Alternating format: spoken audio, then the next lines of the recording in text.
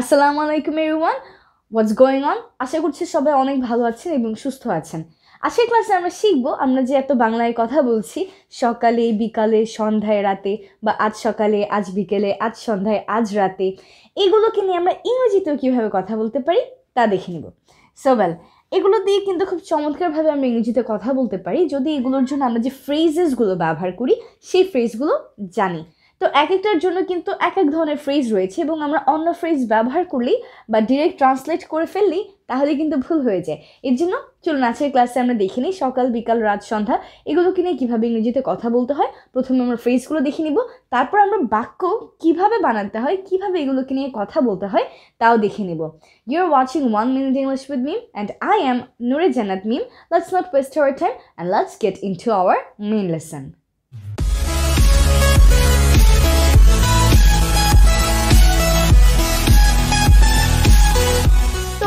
আমাদের সকাল মানে আমরা জানি মর্নিং, বিকাল আফটারনুন, সন্ধ্যা ইভিনিং, রাত নাইট, এগুলো কিন্তু আমরা সবাই জানি। তো আমরা যদি সকালে বলতে চাই সকালে সকালে আমি কোনো একটা কাজ করি তখন আমাকে বলতে হবে ইন দ্য মর্নিং।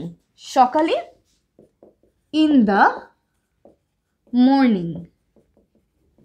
সিমিলারলি বিকেলে ইন দ্য আফটারনুন, সন্ধ্যায় ইন দি ইভিনিং এবং রাত কি বলবো এখানে ইন দি নাইট বলবো, তাহলে কিন্তু ভুল হয়ে যাবে। মনে রাখবেন যখন আমরা সকাল বিকাল সন্ধ্যার কথা বলি তখন কিন্তু আমরা ইন এটাকে ব্যবহার করে থাকি, in the morning, in the evening, in the afternoon. কিন্তু যখন আমরা রাতে এইটা ব্যবহার করতে যাব তখন আমাদেরকে বসাতে হবে অ্যাট নাইট, অ্যাট নাইট। আমরা কিন্তু ইন নাইট বসাবো না। তাহলে সকালে ইন দ্য মর্নিং, বিকেলে ইন দ্য আফটারনুন, সন্ধ্যায় ইন দ্য ইভিনিং এবং রাতে অ্যাট নাইট। এবার যদি আমরা বলতে চাই আজ সকালে আমি কোনো একটা কাজ করেছিলাম, অথবা ধরুন এখন হচ্ছে গিয়ে অলমোস্ট ভোর, এখনও সকাল হয়নি সেভাবে, তাই আমি বলতে চাচ্ছি আজ সকালে আমি এই কাজ করব। তো আজ সকালে দিয়ে যদি আমরা কিছু বলতে চাই তাহলে আমরা ব্যবহার করব this morning, this morning। আজ বিকেলে this afternoon, আজ সন্ধ্যায় this evening এবং আজ রাতে কি বলবো this night।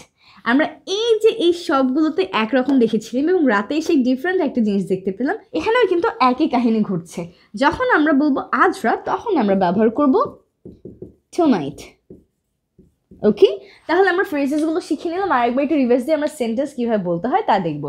সকালে ইন দ্য মর্নিং, বিকেলে ইন দ্য আফটারনুন, সন্ধ্যায় ইন দ্য ইভিনিং এবং রাতে অ্যাট নাইট।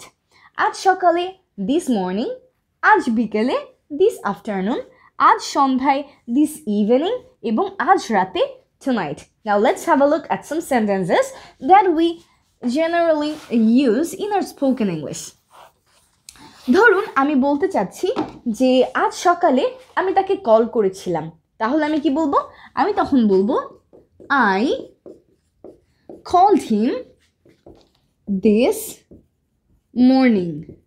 আজ সকালে আমি তাকে কল করেছিলাম, I called him this morning। আমি যদি বলতে চাই যে আজ বিকেলে আমি বাহিরে যাব তখন আমি কি বলবো? I will go outside afternoon। যদি আমি বলতে চাই যে আজ রাতে আমার দাওয়াত আছে, এরকম কিন্তু আমরা বলি যে আমাদের রাত্রেবেলা অনেক ইনভিটেশন থাকে, আমরা আমাদের ফ্রেন্ডদেরকে বলি আজকে রাতে কিন্তু আমরা দাওয়াতে যাচ্ছি।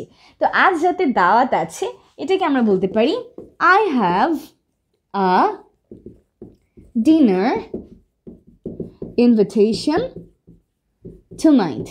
কারণ আজ রাত মানে কি? আজ রাত মানে হচ্ছে tonight। আমি যদি বলতে চাই আমি সকালে জলদি উঠি বা আমি সকালে খুব তাড়াতাড়ি উঠি তাহলে আমি বলবো I